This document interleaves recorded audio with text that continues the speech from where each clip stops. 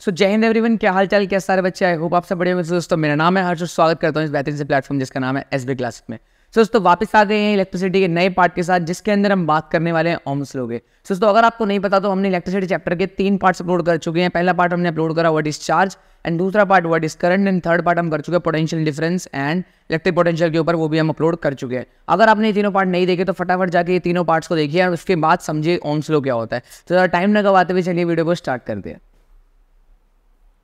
दोस्तों आज की वीडियो का हमारा टॉपिक है ओम्स लॉ। क्या टॉपिक है? Ohm's law. दोस्तों ये ना टॉपिक बहुत सिंपल सा है, बट जैसे जैसे मैं आपको बताऊंगा वैसे वैसे आपको समझते हुए चलना है और वैसे वैसे आपको पढ़ लेना है, और पूरा का पूरा टॉपिक क्या हो जाएगा आपके दिमाग में बैठ जाएगा। पूरा का पूरा आज की क्लास के अंदर ही आपको याद हो जाएगा और घर जाके कॉपी में सारा लिख लेना फटाफट। ठीक है भाई, तो ध्यान देते हैं। दोस्तों ये जो टॉपिक का नाम है ओम्स लॉ, नाम से समझो ओम का नियम। क्या बोल रहे हैं? ओम का नियम। ओम्स लॉ का मतलब क्या है? ओम का नियम जैसे हमने पढ़ते हैं, कभी भी आप देखते हो क्या लिखा होता है, यहाँ लिखा होगा राम्स बुक या फिर लिखा होगा कुछ भी सीता राम्स बुक, तो इसका मतलब क्या हो गया? राम की बुक या किसी भी चीज़ की जहाँ पे अपॉस्ट्रोफी ऐसा आता है उसका मतलब होता है का। तो यहाँ पे लिखा है ओम्स लॉ, इसका मतलब ओम का नियम। दोस्तों ओम का नियम से हमें ये समझ आ रहा है कि ये एक ऐसा लॉ है जो किसने दिया है? ओम ने दिया है। अब ये ओम बंदा है कौन? तो उसका पूरा नाम है, आगे हम क्या लगाएंगे सर, क्योंकि साइंटिस्ट सर है, बड़े सर है, तो उसमें लगाएंगे सर जॉर्ज साइमन ओम। क्या नाम है? सर जॉर्ज साइमन ओम, जिस नाम के साइंटिस्ट हैं, इन्होंने ही हमारा ओम्स लॉ दिया है। अब ये ओम्स लॉ क्या बोलता है क्या नहीं, फटाफट चलते हैं। बहुत सिंपल सा है, बस जैसे जैसे मैं बोलूँगा आपको समझना है। उससे पहले, इस टॉपिक को समझने से पहले हमें कुछ 2 चीज़ें समझनी है, उस चीज़ों को ध्यान दें फटाफट सारे। तो दोस्तों आपने सुना होगा एक वर्ड होता है क्या? Directly proportional. एक होता है इनवर्सली प्रोपोर्शनल। क्या होता है? Directly proportional and inversely proportional. दोस्तों मैं आपको ना बहुत ही सिंपल एग्जांपल के थ्रू समझा देता हूँ। ये जस्ट मैं एग्जांपल ले रहा हूँ, इसका कोई ऐसा रिलेशन नहीं। सिंपल जैसे मैं आपको एग्जांपल समझा रहा हूँ। देखो मैं यहाँ पे 2 शब्द लेता हूँ, क्या? फैट और खाना। क्या लेते हैं? फैट और खाना। ये जस्ट एग्जांपल है समझने के लिए, जिससे आपको समझ आ जाए। दोस्तों आपने कभी बहुत बार देखा होगा, आपने ये साइन ना इस्तेमाल होते हुए आपने क्या देखा होगा? मैथ्स में भी देखा होगा और फिजिक्स के अंदर भी देखा होगा। ये वाला सवाल क्या होता है, ये जो टर्म है क्या होता है? इस्तेमाल होता है। तो दोस्तों इस टर्म का मतलब क्या होता है? इसका मतलब होता है प्रोपोर्शनल। क्या होता है? प्रोपोर्शनल। अब ये प्रोपोर्शनल 2 टाइप के होते हैं, एक होता है डायरेक्टली प्रोपोर्शनल, एक होता है इनवर्सली प्रोपोर्शनल। ये होता है सीधे समानुपाती, उसको बोलते हैं व्यस्तकरणानुपाती। ठीक है भाई, तो देखो क्या होता है डायरेक्टली प्रोपोर्शनल। देखो दोस्तों 2 क्वांटिटीज हमारे पास, क्या है? 2 क्वांटिटीज। जैसे अभी खाना और फैट है। अगर आप ज़्यादा खाना खाओगे तो फैट क्या होगा? ज़्यादा बढ़ेगा। ज़्यादा खाओगे, ज़्यादा ठूसोगे तो क्या होगा? फैट क्या होगा? ज़्यादा बढ़ेगा। और अगर आप कम खाना खाओगे तो फैट क्या होगा? कम रहेगा आपके पास। मतलब एक चीज़ को बढ़ाने से दूसरी चीज़ क्या हो रही है? बढ़ रही है, या फिर एक चीज़ को घटाने से दूसरी चीज़ क्या हो रही है? घट रही है। दोस्तों कभी भी लाइफ के अंदर एक चीज़ को बढ़ाने पे दूसरी चीज़ क्या हो रही हो? बढ़ रही हो, या फिर एक चीज़ को घटाने पे दूसरी चीज़ भी क्या हो रही है? घट रही हो। तो इसका मतलब वो दोनों चीज़ें कैसे प्रोपोर्शनल है? डायरेक्टली प्रोपोर्शनल है। कैसे प्रोपोर्शनल है? Directly proportional. एंड अगर इसी का उल्टा हो, जैसे कि मैं बोलता हूँ, यहाँ मैंने बोला फैट और मैंने बोला रनिंग। क्या बोला? रनिंग। दोस्तों अगर हम ज़्यादा रनिंग करेंगे, मतलब अगर हम ज़्यादा दौड़ेंगे, तो क्या हमारा फैट बढ़ेगा? नहीं भाई, हमारा फैट क्या होगा? बर्न होगा। तो फैट क्या होगा? कम होगा। मतलब एक चीज़ को बढ़ाने से दूसरी चीज़ क्या हो रही है? कम हो रही है। यदि रनिंग कम करेंगे तो क्या होगा? फैट बढ़ता रहेगा, बढ़ता रहेगा। मतलब एक चीज़ को बढ़ाने पे दूसरी चीज़ कम हो रही है, या फिर एक चीज़ को कम करने से दूसरी चीज़ क्या हो रही है? बढ़ रही है। तो इस टाइप के हम बोलते हैं इनवर्सली प्रोपोर्शनल। कैसे बोलते हैं? Inversely proportional. और इसका साइन में हम लिखते हैं 1 अपॉन करके। कैसे लिखते हैं? 1 अपॉन करके लिखते हैं हमेशा। कभी भी इनवर्सली प्रोपोर्शनल लिखना है तो आपको लिखना पड़ेगा 1 अपॉन करके, उस क्वांटिटी का नाम लिखना पड़ेगा। तो मैंने जैसे बताया फैट और खाना क्या है? डायरेक्टली प्रोपोर्शनल, एंड फैट और रनिंग क्या है? Inversely proportional. ध्यान रखना डायरेक्टली का मतलब है एक चीज को बढ़ाओगे तो दूसरी चीज भी बढ़ेगी, एक चीज को कम करोगे तो दूसरी चीज भी कम होगी। और इनवर्सली का मतलब है अगर एक चीज को बढ़ाओगे तो दूसरी चीज क्या होगी? कम होगी, और एक चीज को कम करोगे तो दूसरी चीज क्या होगी? बढ़ेगी। तो वो कैसे प्रोपोर्शनल होते हैं? इनवर्सली प्रोपोर्शनल होते हैं। इन दोनों को ध्यान में रखना। अब बढ़ते हैं फटाफट ओम्स लॉ के अंदर। देखो भाई ओम्स लॉ को आगे स्टार्ट करने से पहले मैं आपको एक छोटा सा सर्किट बना कर देता हूँ। दोस्तों ये हमारा क्या है? एक सर्किट जिसके अंदर हमने क्या लगाया? बल्ब लगाया। ये बल्ब ग्लो भी करता है, जिसके अंदर हमने क्या लगाई? एक बैटरी लगा दी, और एक हमने क्या लगा दिया? स्विच लगा दी। दोस्तों इस टाइप का स्विच है। अगर ये डॉट लग जाए तो ये स्विच क्या हो जाएगा? ऑन हो जाएगा, और डॉट ना लगे तो क्या हो जाएगा? ये स्विच ऑफ रहेगा। ठीक है भाई, अभी हमारा स्विच क्या है? ऑफ। दोस्तों मैं कुछ डाटा लेता हूँ, आप डाटा को ध्यान से सुनते रहना और समझना क्या क्या हम डाटा लेके चल रहे हैं। दोस्तों अभी यहाँ पे क्या लगती है? बैटरी लगती है। क्या लगती है? बैटरी लगती है। दोस्तों फर्स्ट टाइम मैं ले रहा हूँ, ये बैटरी मान के चलते हम कितने वोल्ट की लेके आ रहे हैं, 2 वोल्ट की बैटरी लेके आ रहे हैं। मैंने V की वैल्यू कितनी रखी है, मैंने बैटरी किस में होगी, वोल्टेज में होगी। पोटेंशियल डिफरेंस मैंने इस फर्स्ट टाइम कितना रखा है, 2 वोल्ट की बैटरी लेके आऊँ। मैं कितने वोल्ट की बैटरी लेके आऊँ, 2 वोल्ट की। दोस्तों अगर मैं बैटरी 2 वोल्ट की लाऊंगा तो लेट सपोज ये जो जितना भी मैं डाटा ले रहा हूँ ये सब अभी एक एग्जाम्पल के लिए लिया जा रहा है, ये ट्रू डाटा नहीं है, मतलब कि जस्ट मैं एग्जाम्पल ले रहा हूँ आपको समझाने के लिए, जिससे आपको ये टॉपिक पूरा क्या हो जाए, क्लियर हो जाए। अगर मैं 2 वोल्ट की बैटरी लूंगा तो भाई आपको पता है बैटरी लगाने से क्या निकलेगा, करंट बाहर निकलेगा। करंट को हम रिप्रेजेंट करते हैं I से। तो अगर 2 वोल्ट की बैटरी लेना तो लगभग मान के चलते हैं कितना, 5 एम्पियर करंट आ रहा है। मान लिया कि अगर 2 वोल्ट की बैटरी लगाइए तो कितना करंट आ रहा है, 5 एम्पियर करंट आ रहा है। भाई अगर मैं बैटरी ज़्यादा वोल्टेज की लेके आऊँगा तो मतलब मैंने जब 2 वोल्ट की लगाई तो बल्ब क्या हो रहा था, कम जल रहा था, तो करंट क्यों आ रहा है, करंट भी कम आ रहा है। मैंने दूसरी बारी में क्या करा, मैंने बैटरी कर दी डबल 4 वोल्ट की, तो भाई करंट कितना हो जाएगा, करंट हो जाएगा 10 एम्पियर। बैटरी की वोल्टेज बढ़ाओगे, एनर्जी बढ़ा दिया आपने, पोटेंशियल डिफरेंस बढ़ा दिया, तो करंट भी क्या हो जाएगा, बढ़ जाएगा। तो भाई 4 वोल्ट की जगह कितना है, 10 एम्पियर करंट आ रहा है। अब चौथी बारी मैंने क्या करा, इसको मैंने और बढ़ा दिया, मैंने बैटरी लिया 6 वोल्ट लिया है, कितने लिया, 2 से 4 6 वोल्ट लिया है। इस 4 वोल्ट वाले केस के अंदर क्या हुआ, बल्ब थोड़ा तेज जलना स्टार्ट हुआ। कैसे जलना स्टार्ट हुआ, थोड़ा तेज जल, एग्जाम्पल के लिए लिया जा रहा है भाई, ठीक है। 6 वोल्ट की बैटरी में करंट हुआ भाई मेरा कितना आया, 15 एम्पियर आ गया। अब बल्ब थोड़ा बहुत फास्ट जल रहा है। अब मैंने क्या करा दोस्तों, चौथी बारी में मैं लेके आया 8 वोल्ट, जो कि हमारा बल्ब सहन नहीं कर पाया। लेट्स सपोज कितना आया, 20 एम्पियर करंट, जो कि हमारा बल्ब क्या सहन नहीं कर पाया, और बल्ब हमारे यहाँ पे फट गया। बल्ब क्या हो गया, फट गया।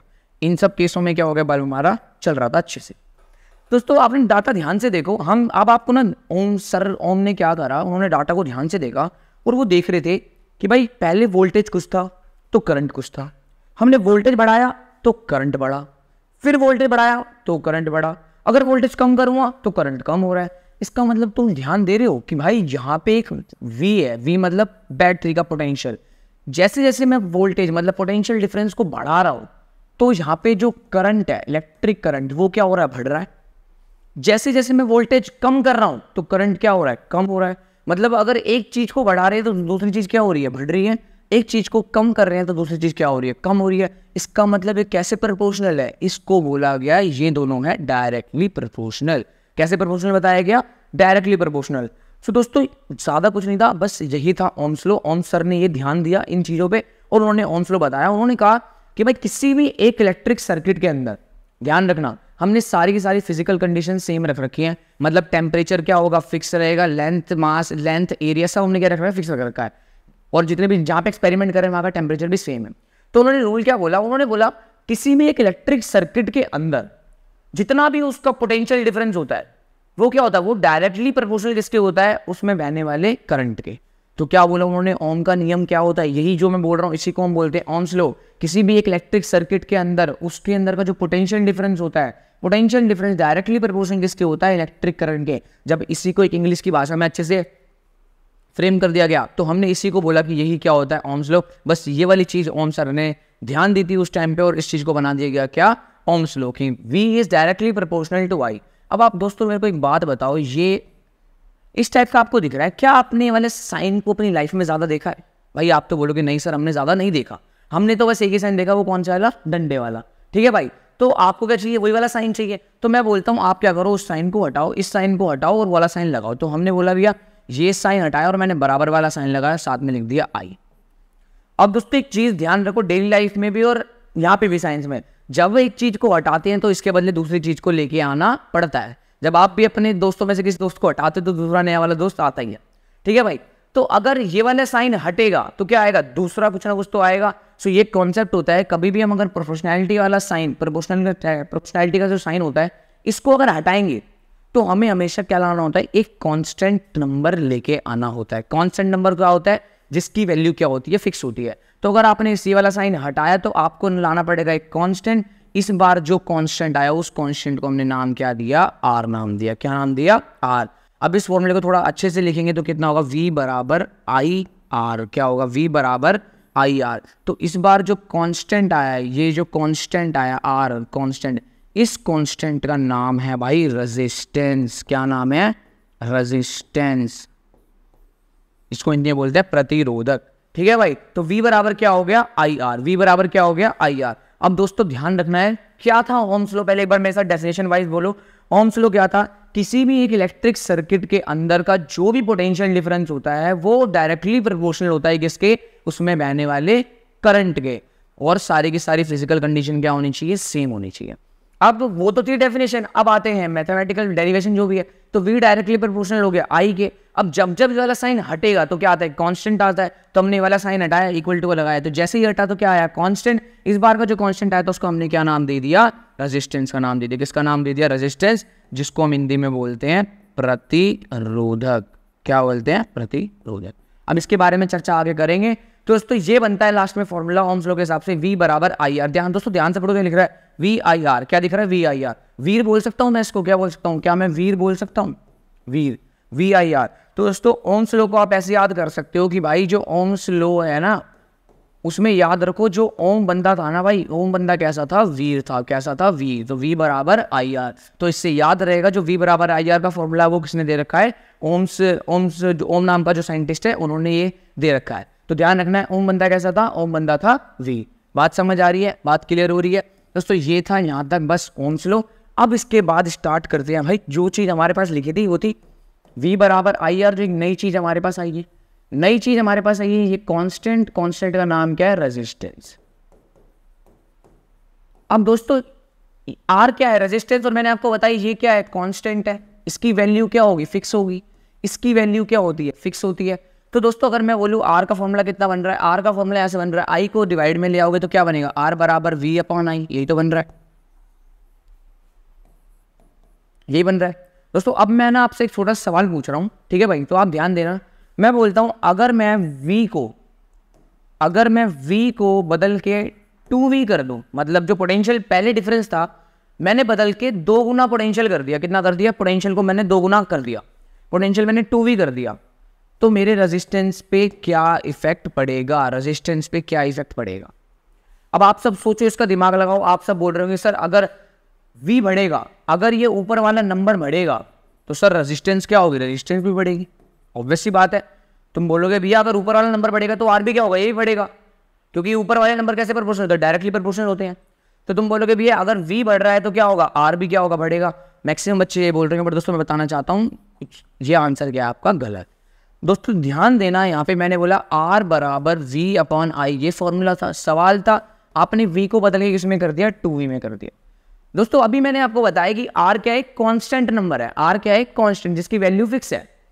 तो अगर आप V को 2V में बदलोगे, ध्यान से सुनना, एक चीज हमने पढ़ी थी ना पहले, ओम्स लॉ क्या बोलता है, V डायरेक्टली है I के। तो अगर आप V को 2V करोगे तो I भी कितना हो जाएगा, I भी कितना हो जाएगा, 2I हो जाएगा। क्योंकि अगर V 2 गुना बढ़ेगा तो I भी क्या हो जाएगा, 2 गुना बढ़ेगा, तो I भी होगा 2I। तो जब हम रेजिस्टेंस निकालेंगे फिर तो कितना आएगा, 2V अपॉन 2I। 2 से 2 कट गया, देखो वापसी रेजिस्टेंस कितनी आ गई, V अपॉन I आ गई, जो पहले थी। बात समझ आ रही, मतलब अगर आप V को चेंज करोगे तो भाई I भी चेंज हो जाएगा। इससे इक्वेशन क्या हो जाएगी, पूरी बैलेंस हो जाएगी, और R पे कोई भी फर्क नहीं पड़ेगा। इसलिए R ना तो V पे डिपेंड करती ना I पे डिपेंड करती है। अब R डिपेंड करता किस पे है भाई, रेजिस्टेंस किस पे डिपेंड करता है, ये हम पढ़ेंगे नेक्स्ट वीडियो के अंदर, जिसके अंदर हम बात करेंगे रेजिस्टेंस किन फैक्टर्स के ऊपर डिपेंड करता है। सो अभी तो मैंने आपको बता दिया कि जो R है वो ना तो V पे डिपेंड करता ना ही I पे डिपेंड करता। इसको यहाँ पे लिख लो कि R do not depend upon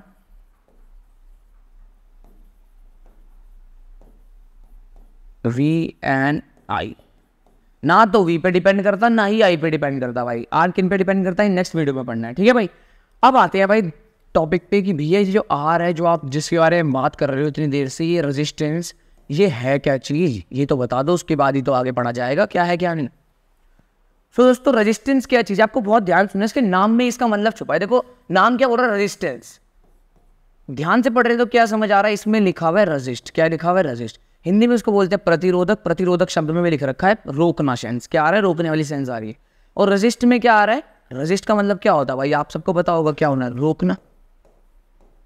क्या होना, रोकना। सो दोस्तों रेजिस्टेंस क्या होती है, दोस्तों मैं आपको बताना चाहता हूँ रेजिस्टेंस क्या होती है, एक टाइप की ना प्रॉपर्टी होती है। क्या होती है, देखो मैं ना कीवर्ड्स लिख रहा हूँ, आपको डेफिनेशन क्लियर हो जाएगी। क्या होती है, एक प्रॉपर्टी होती है। इससे आपको बताइए हर किसी की क्या होती है, कोई ना कोई प्रॉपर्टी होती है। चार्ज भी क्या एक टाइप की प्रॉपर्टी है, तो हर एक इंसान की कोई ना कोई प्रॉपर्टी होती है। उसी तरीके से रेजिस्टेंस भी क्या होती है, एक टाइप की प्रॉपर्टी होती है। किसकी प्रॉपर्टी होती है भैया, ये प्रॉपर्टी होती है भैया कंडक्टर की। किसकी प्रॉपर्टी होती है, कंडक्टर की। Resistance is a property of conductor, क्या होता है, to resist the flow of electric current, the flow of electric current. इसका मतलब है कि भैया रेजिस्टेंस एक टाइप की प्रॉपर्टी है जो क्या करती है, इलेक्ट्रिक करंट की फ्लो को क्या करती है, रोकती है। मतलब अगर करंट फ्लो आकर के आ रहा है तो रेजिस्टेंस का काम होता है इलेक्ट्रिक करंट को रोकना। तो रेजिस्टेंस क्या है, रेजिस्टेंस हर एक कंडक्टर की क्या है, वो प्रॉपर्टी है जिससे वो क्या करता है, इलेक्ट्रिक करंट की फ्लो को क्या करता है, रोकता है। तो मेरे साथ रिपीट करो, resistance is a property of conductor to resist the flow of electric current. Definition याद नहीं करनी है, समझनी है। याद तो सारे कराते हैं भाई, समझ के उन कराते हैं, समझ के एसबी क्लास में कराते हैं। ध्यान देना भाई, resistance is a property of conductor to resist the flow of electric current. दिमाग में बसा लो भाई, ठीक है। एक बार लास्ट बार, resistance the property of a conductor to resist the flow of electric current. चलो बढ़ते हैं नेक्स्ट टॉपिक पे। तो ये था भाई रेजिस्टेंस का ऊपर पूरा डेफिनेशन, क्या है रेजिस्टेंस क्या नहीं। सो ध्यान देना, फॉर्मूला क्या है रेजिस्टेंस का, R बराबर V upon I। Ohm's law से निकल के आया, ओम्स लॉ था V अप बराबर IR, R चाहिए तो I को नीचे हमारा डिवाइड, तो ये हो गया, ठीक है भाई। अब दोस्तों एक टॉपिक ना छोटा सा और है इसमें, छोटा सा टॉपिक का नाम है वेरिएबल रेजिस्टेंस। क्या है, वेरिएबल रेजिस्टेंस। अब रेजिस्टेंस तो समझ आ गया क्या, रेजिस्टेंस क्या है, किसी भी कंडक्टर की वो प्रॉपर्टी है जिससे वो करंट की फ्लो को क्या करता है, रोकता है। अब भाई एक चीज है, रेजिस्टेंस को नापते किस में सर, रेजिस्टेंस की एसआई यूनिट क्या होती है, V को नापते हैं सर वोल्ट में, I को नापते हैं भैया एम्पियर में। तो रेजिस्टेंस को किस में नापेंगे भाई, ये मुझे ये बताओ, ये कहाँ से निकल गया, रेजिस्टेंस कब निकली, ओम्स के नियम से। तो ओम ने क्या करा, अपने ही नाम पे क्या रख दी, यूनिट रख दी, इसका नाम रख दी, यूनिट रख दी, ओम रख दी। या तो ओम लिख लो, वरना क्या ये वाला सिंबल इस्तेमाल करना होता है। कौन सिंबल, ये वाला सिंबल भाई। इस सिंबल से क्या होता है, रिप्रेजेंट होता है ओम की एसआई यूनिट। अब टॉपिक आता है वेरिएबल रेजिस्टेंस। वेरिएबल रेजिस्टेंस क्या है भाई, देखो क्या इमेजिन करना है। देखो कभी पहले क्या होता था, अगर हमें करंट की वैल्यू को चेंज करना है, मान लो अभी हमारी वायर के अंदर 5 एम्पियर करंट है और हमें 5 एम्पियर से 10 एम्पियर करंट चाहिए, तो हम क्या करते थे भाई, जो हमने पहले बैटरी लगा रखी है, दूसरी बैटरी लेके आते थे, उससे ज़्यादा वोल्टेज की, तो वो क्या करती थी, ज़्यादा करंट देती थी। मतलब अगर हमें करंट को बढ़ाने के लिए हमें क्या करना पड़ता था, वोल्टेज मतलब नया पोटेंशियल डिफरेंस, ज़्यादा पोटेंशियल डिफरेंस लेके आना पड़ता था। तो दोस्तों एक टाइप की क्या बना दी गई, फिर एक रेजिस्टेंस बनाई गई जिससे हमें बार बार बैटरी को चेंज नहीं करना पड़े। तुम बोलोगे कैसे भाई, मुझे एक बात बताओ, रेजिस्टेंस अगर ज़्यादा होगी, करंट को रोकने वाली जो प्रॉपर्टी है किसी भी कंडक्टर की वो ज़्यादा है। अगर रेजिस्टेंस ज़्यादा है तो करंट क्या होगा, करंट की वैल्यू क्या होगी भाई, कम होगी ना भाई। रेजिस्टेंस ज़्यादा होगी तो करंट की वैल्यू क्या हो जाएगी, कम, और करंट की वैल्यू कम हो जाएगी। और अगर रेजिस्टेंस क्या हो गई, कम हो गई, मतलब अगर रोकने वाली जो पावर है, मतलब वहां से कोई बंदे आ रहे हैं, मैं रोकने वाली मेरी पावर क्या कम है, तो करंट की वैल्यू क्या होगी, ज़्यादा होगी। करंट की वैल्यू क्या होगी, ज़्यादा होगी। तो दोस्तों एक टाइप की ऐसी रेजिस्टेंस बनाई गई जिस रेजिस्टेंस की वैल्यू को हम क्या कर सकते हैं, कंट्रोल कर सकते हैं। तो दोस्तों दो टाइप की रेजिस्टेंस होती है, एक रेजिस्टेंस वो होती है जिसकी वैल्यू क्या होती है, फिक्स होती है, और एक दूसरी टाइप की रेजिस्टेंस होती है जिसका नाम होता है वेरिएबल रेजिस्टेंस। दोस्तों वेरिएबल रेजिस्टेंस ऐसी रेजिस्टेंस होती है जिसकी वैल्यू को हम क्या कर सकते हैं, कम या ज्यादा कर सकते हैं। क्या कर सकते हैं, उसकी वैल्यू को कम या ज्यादा कर सकते हैं। तो वेरिएबल रेजिस्टेंस रेजिस्टेंस उस वैल्यू कैन बी रेगुलेटेड, जिसकी वैल्यू को हम रेगुलेट कर सकते हैं। दोस्तों अगर रेजिस्टेंस हमने ज्यादा कर दी तो करंट क्या हो जाएगा, कम हो जाएगा। रेजिस्टेंस हमने कम कर दी तो उसकी वैल्यू क्या हो जाएगी, ज्यादा हो जाएगी। दोस्तों इस टाइप से हम किसी भी कंडक्टर में, किसी भी सर्किट के अंदर बिना वोल्टेज को छेड़े करंट की वैल्यू को ज्यादा भी कर सकते हैं, करंट की वैल्यू क्या कर सकते हैं, कम भी कर सकते हैं। दोस्तों ये था पूरा टॉपिक ओम्स लॉ में, जिसके अंदर हमने पढ़ा ओम्स लॉ क्या होता है। आपको पता लग गया ओम्स लॉ क्या होता है। किसी भी इलेक्ट्रिक सर्किट के अंदर उसका जो पोटेंशियल डिफरेंस होता है वो डायरेक्टली प्रोपोर्शनल होता है उसमें बहने वाले करंट के।